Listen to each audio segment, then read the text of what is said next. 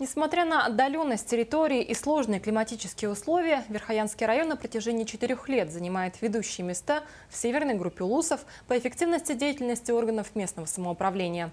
На днях здесь прошла церемония вручения премии «Люди года». Всего по 19 номинациям были определены не только лучшие работники учреждений и предприятий, но и общественные организации. Подобные фестивали очень полезны и дают стимул людям для дальнейшей работы. Это почетно. Ты можешь заявить о себе в масштабах района и республики в целом. И вообще, я думаю, что этой номинации может удостоиться только тот, кто много работает. Отмечу, что ранее мы были признаны лучшей семьей года в 2012 году, и отрадно, что сейчас меня признали лучшим работником культуры. Я очень рад и счастлив.